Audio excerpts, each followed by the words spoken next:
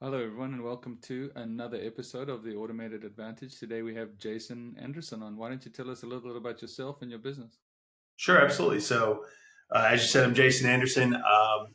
I left the corporate world a little over 2 years ago now, and I became an independent advisor and an analyst for the industry, focusing mostly on application development and AI. I spend the gross majority of my time as a VP and principal analyst at More Insights and Strategy, where I work with some of the largest AI vendors out there, talking about how they bring their products to market, and also talking to end users about the pros and cons of each product and each vendor. I also do some work advising in the financial services sector in terms of people looking at people who are making the investment decisions around different data sets. I work with another company, and we sell that data to different financial services companies. So I work with a couple different advisory firms. So, not a dull moment by the sounds of things, a few irons in the fire. Now, a couple things, yeah, and it's interesting because while what we're looking at is the same, how we talk about it to all these different audiences is actually quite different. So it's a pretty diverse set of consumers of the research and data we do.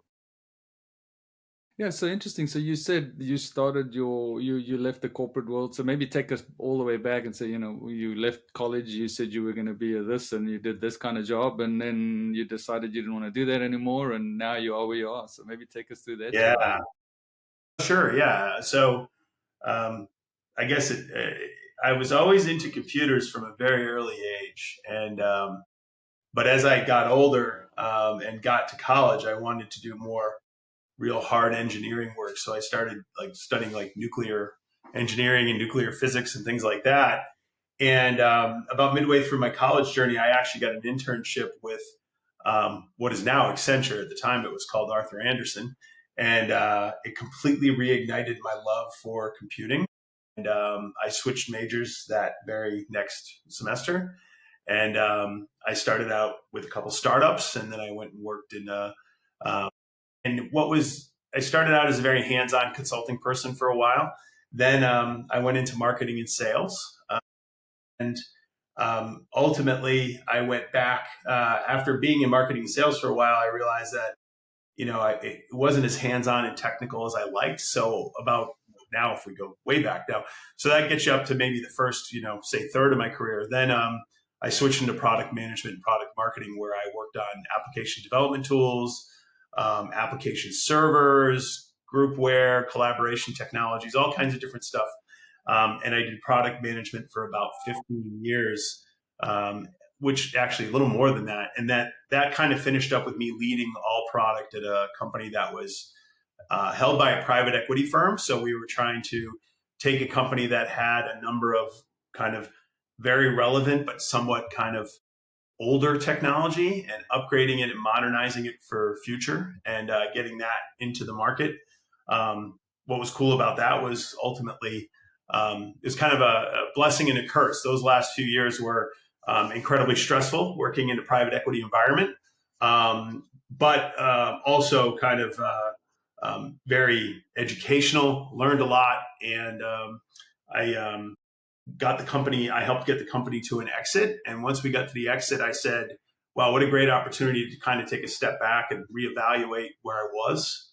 And as I reevaluated it, I said, um, it was great being an executive. It was great being on a CEO staff and working with the board of directors and all those cool things I got to do. I got to travel everywhere, and meet with customers. But I had kind of become removed from the technology itself. I felt that I'd really become very much a process oriented person. Not I lost kind of my creative edge. I lost my kind of love for innovation, and I said, all right, well, that's enough of this. And I was able to kind of take a career pivot, like I said, about 2.5 years ago now. And interestingly enough, I didn't exactly know what I was going to do. I knew I was able to mentor people, and I knew I was able to communicate effectively, and that ultimately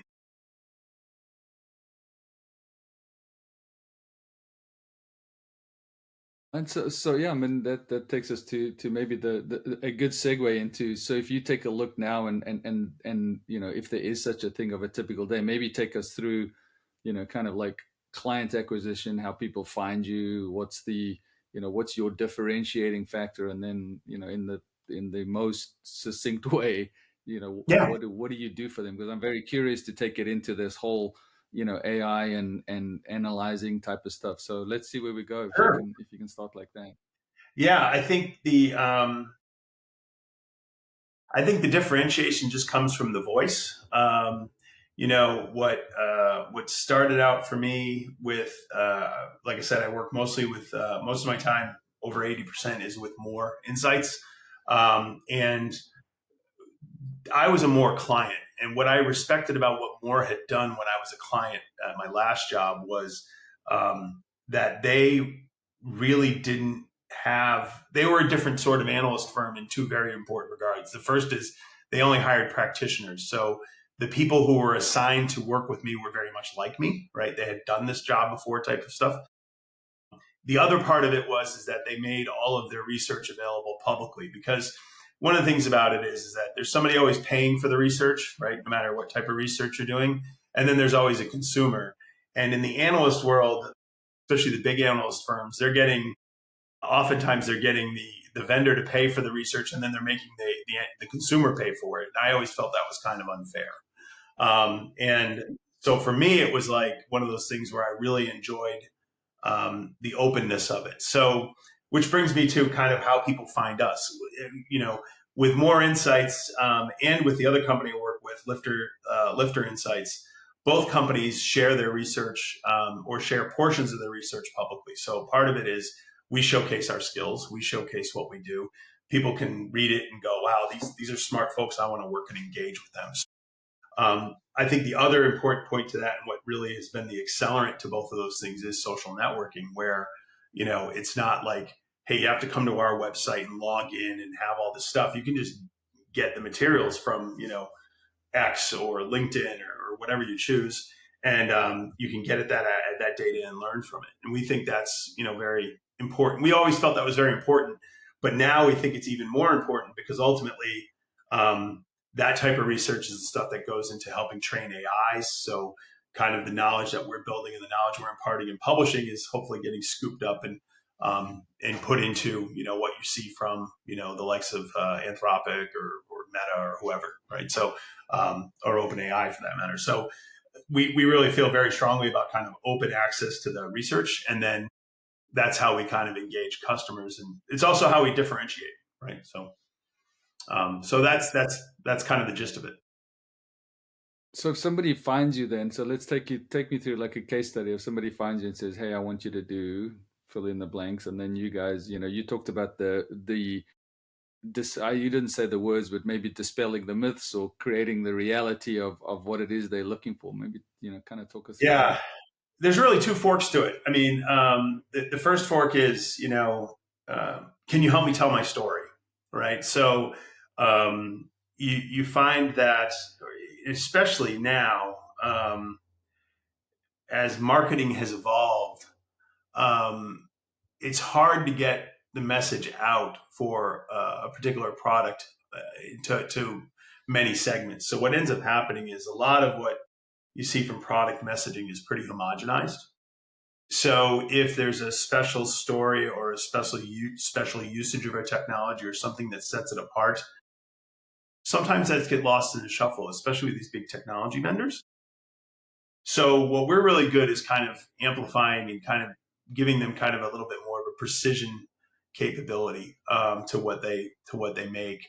So that's the first angle, right? Is, help me get my story out to maybe a different bunch of users, or to or get some aspect of my story out that maybe not enough people have heard.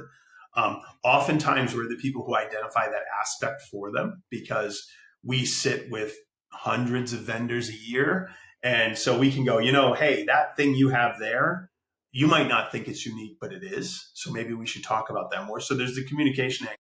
But what's really happening more and more in the world of analysts is actually the advisory side. You know, there's a real set of, I'm going to call them workplace shifts going on in the technology market. There was this kind of massive overhiring period during COVID, and then afterwards there was this kind of major layoff and kind of shrinking of these big tech firms. But that's an oversimplification of it. What really has ended up happening is that you've also seen a lot of people leave the industry because it was an industry where there's a lot of folks who are I'm in my early 50s, but there's folks who are older than me in the industry for a long time. So you've had a lot of people leave the industry just because it's time to retire. You've had a lot of people leave the industry because there's other because of globalization. We used to bring a lot of people into the Western world from other countries, and now they're staying put because of lots of reasons. And then, thirdly is frankly AI. I think, people are using AI increasingly, but they're maybe not using it well, which is leading to these homogenous messages that aren't very differentiated. It's also leading to this kind of, from an executive point of view, this thought, oh, we can get away with this for cheaper, right? We can save money. Really, to me, the point of AI is actually to make the work better, not to make it, faster, or not to make it like eliminate jobs. It's actually to make everybody more enabled to do better work. And so we're starting to really see an uptick in terms of customers coming to us and saying, well, what can we do better? Or, we're thinking about this problem. We're really stuck on it. We don't know what to do. Or, hey, we read this thing you said about another company and we'd like to do something like that. So I spend a lot more of my time now actually consulting with those companies, helping them figure out how to change and how to adapt to all of these shifts going on in the world, not just AI, but just, demographic shifts, geopolitical shifts, competitive threats is really probably where I spend half my time talking to these folks, because, these folks are in these tech vendors are so busy. Oftentimes they don't have enough time to look at the competition and really figure out where they stand. They're so focused on getting their stuff done. They don't have a chance to kind of lift their head up from the trough, so to speak, and look around. And that's kind of the value that I bring and my team brings. Yeah, I appreciate that comment too. Is I was doing some research and prepping for some, and the reason that I started this business too, and you and I have a similar background in Accenture and those types of things, and what we're trying to do is this, and I was trying to think of a better analogy over the weekend, and I put it in Claude, and it said, hey, that's a great analogy. It's the, have you ever used a sledgehammer to kill a fly? And I feel like so many people are out there trying to kill the fly with something, but don't know that the fly actually isn't the issue. Like there's so many other pieces to it, and in this today's market, there are people out there who are doing a great job of selling tools or sledgehammers or whatever it is, and they're good salespeople, but they're not solving the problem. And then when the company start, somebody that I was talking to the other day, they were saying, look, I think we have a lead generation problem. And I was like, when I looked into the details, I was like, you actually don't have a lead generation problem. You have a follow-up problem. Yeah. And that's a completely different thing. So how do you solve and fix that? Whereas somebody was coming in and saying, hey, I got this widget for you. I'm going to get you more leads. There's this, I hope, and for you and I, that there's this gap in the market that says, look, let's just go and figure out what kind of tool you need and whether you even need Yeah. one before you do anything. So curious on that perspective. Yeah, I think that I actually believe that to be very much the case. I mean, I've seen that for years and years. When I was at vendors, it was the same thing. The other thing I found was that you'd have companies can maximize the price of their product by solving as many problems as possible, right? That's kind of the game they play. Is I can charge, $10 if I can solve 10 problems versus $2 if I can solve one. But then they go out and sell and market around the one problem. So there's this kind of problem also where we see customers who have so much stuff, they don't even know what they have, right? And they don't even know that they might be able to, if they properly diagnose the problem, they may actually be able to solve it with what they already own versus, throwing another line expense at it. So I think that one of the, and then, so there's that thing, there's that problem. The other problem is this kind of situation where, to your point about this underlying diagnosis, the real issue that I see manifests that, or maybe the cause of that, is that if you look at any employee in any workplace right now, they might have 20 things that their job description says they need to do. if you ask them how many they're actually doing, they're doing the 5 most important of the 20. The other 15 aren't getting done at anybody's level of satisfaction, including the employee. And that's kind of where I think the AI thing can help. And because when you dig into those 15 other problems that aren't as important, you find that a lot of those problems are, created by either broken processes that are just too hard to execute, or broken technology that just doesn't work the way it should. And, if you can dig into those, or use AI to, maybe even kind of provide some lightweight integration around those workflows, you can do some pretty cool things. So to me, this is like, those are some of those low hanging fruit examples you can do with, quite frankly, fairly limited spend, right? And automate, right? You can start to automate those things and really do a nice job with it. So I do think there's some real interesting things going on right now to help with those problems, to your point, which is for too long, people have just been really overdoing it. Right. Yeah, and it goes back to what you said earlier too, is adopting for the sake of adopting is one aspect of it, and then adopting without having the precursors in place. And one of the things that we're seeing as well is it sounds super obvious, but the data aspect of automating bad data is going to just give you bad results. And it's even in the sense of, I was thinking about it the other day, and then talking to somebody, it an AI receptionist, right? You can do that, and you can tie that to your website. Now it's only going to be as good as the information that's on your website. So that's a form of data that you just, like, okay, I can put it on there, but if somebody does the reception and calls in and we don't train it properly because there's not enough information, it's not going to give the right answers. But if your data set is right, it's going to find everything and do everything right. And I think people are jumping in, trying to automate things, and the data is all over the place. And so, yeah, you're going to get mixed results. Oh, for sure. And you see that all the time. The other thing is that they haven't, um, one of the things I've also found is that getting to the heart of actually what is going to be the right measurement, right? So, and kind of the inspiration for that very thought was I was talking to somebody who runs like a managed service provider in Europe last year. I met this gentleman last year. Nobody's ever heard of his company, but he has thousands and thousands of customers throughout you're talking Turkey and Greece, countries like that. He's helping small businesses do these things, managed services. And he put in an early stage AI chatbot to do customer service. And he came to me and he said, I've kind of, invented this thing, and I think it's pretty neat. What do you think? And when I looked at it, I said, well, what value are you getting out of this? Like, why do you think it's neat? And he said, there's 2 things that stick out. I was like, okay, this is awesome, great. Give me the dirt. And he said, the first thing he said was that my customer satisfaction went up, but when I went to find out why it went up, it wasn't because we did a better job. And I was like, well, then how did you have more satisfied customers? He said, because I eliminated wait times. Instead of sitting on the phone and like, hey, you're number 6 in the queue, and your average wait time is going to be 6 minutes. The agent picks up instantaneously because he can scale it, right? So just the fact that somebody right, or something answered the call immediately increases customer satisfaction without having to improve the quality of anything, right?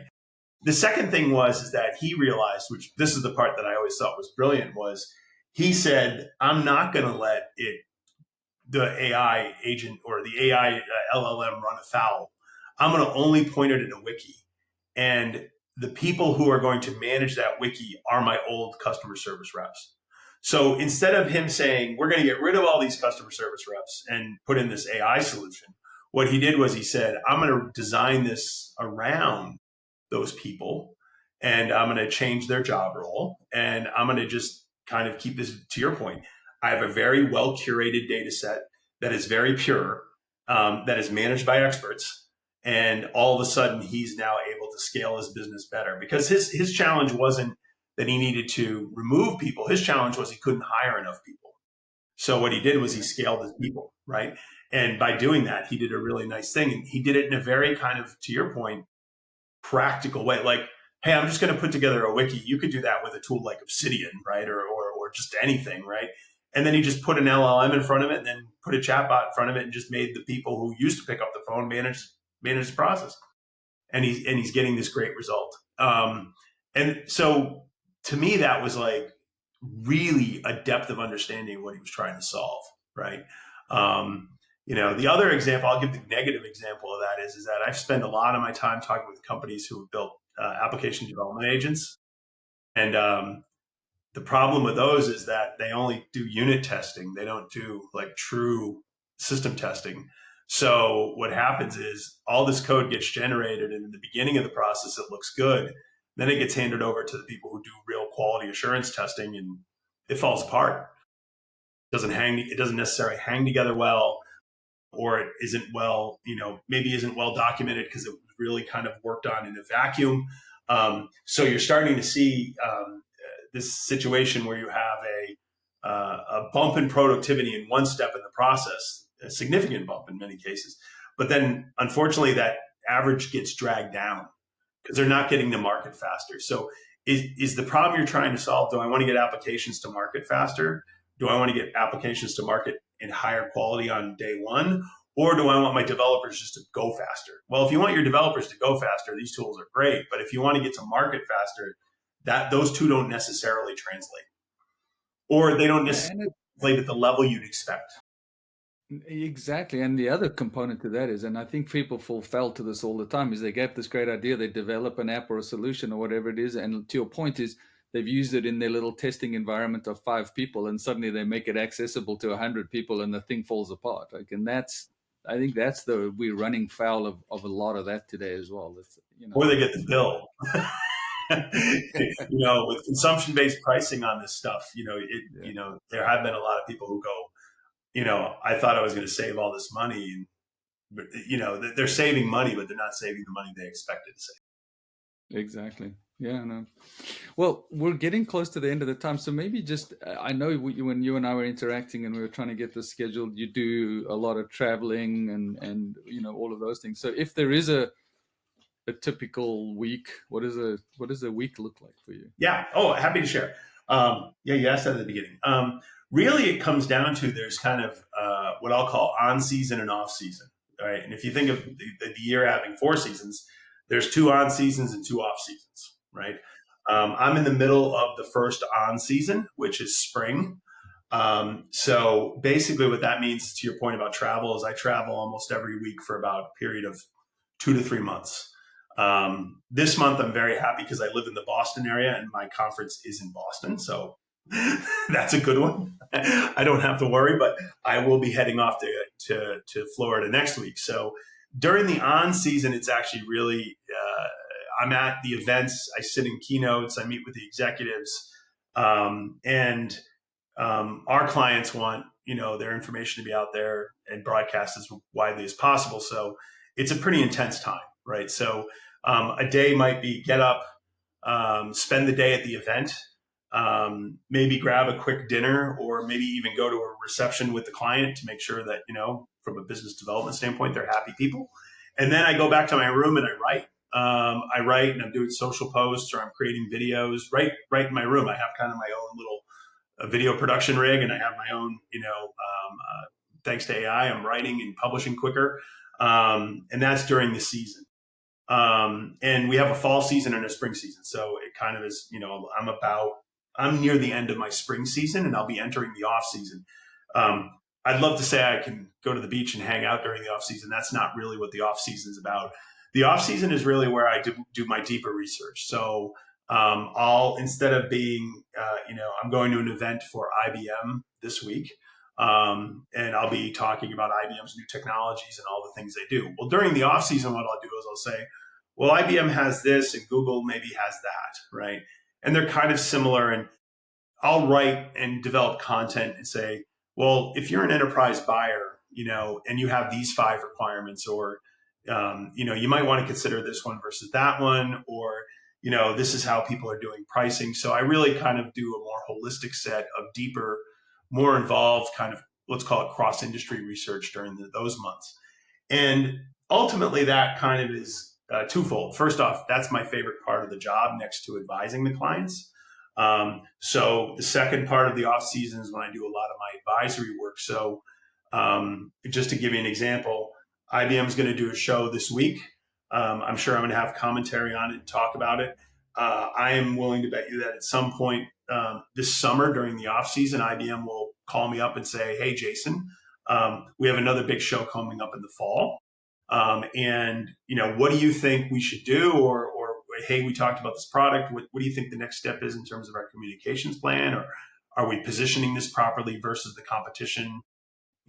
Based on what you know of the competition." So I do a lot of advisory and a lot of the deeper research. So kind of the off seasons are nice for me because I'm not traveling and I'm doing work that for me is more fun.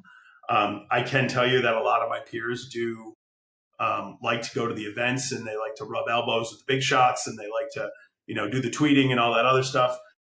I enjoy that too, but I find that to be a little bit more hard and more intense when it's happening. So I guess if you read between the lines, in about 30 days, I'm going to be a really happy guy because I'll be doing my off-season work versus my on. But so it really depends on the season. And when it's off-season, it's great because my wife doesn't like it as much because I'll work instead of working I take a much more flexible approach to work at that point where I'll I start a little later and I finish a little later at night, or maybe I'll work on a Sunday instead of a Tuesday. And she'd much rather have that kind of predictability from me. But for me, when kind of the inspiration strikes to put something down, I'll just come in here in my office and just start writing or making video. Yeah, well, there you go. See it again. We said this a couple of times now. No dull moments, and that's part of what makes it interesting. Is if you went to the office and you did the same thing every day. I know that I started out of my career as to be an accountant was my objective, my Yeah. initial goal, and I figured out really quickly that's very monotonous and doing the same thing, and I needed to do something different. So you definitely have that one nailed. Yeah, and the funny part about that is that was product management for me. Like when I got into product management about 20 years ago now, that was the biggest thing. Was that I learned very quickly that there was never a day.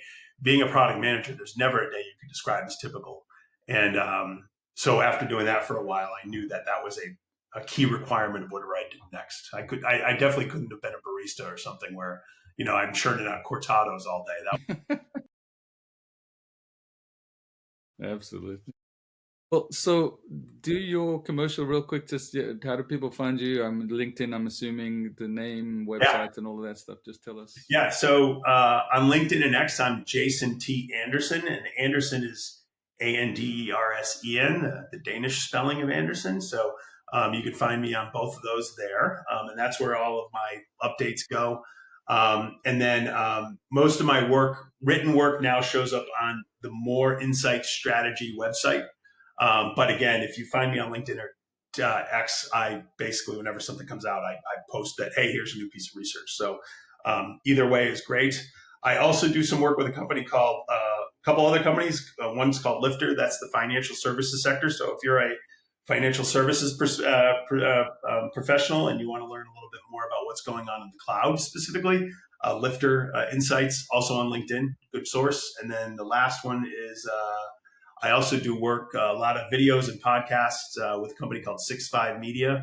And 65, I do a weekly AI, like TikTok. Like it's a 1 to 2 minute thing on whatever happened in AI the last few days. And it's more kind of here's a new product or here's an acquisition that happened and here's why it's important. Very quick, very succinct, less than 2 minutes type of thing. So that's also on YouTube. So I'm all over the place. Awesome. Well, that's good. That's a diversification. Well, I appreciate you taking the time today. I know you've got a busy week ahead, and thanks so much for joining us. You're welcome. Have a great one. You too.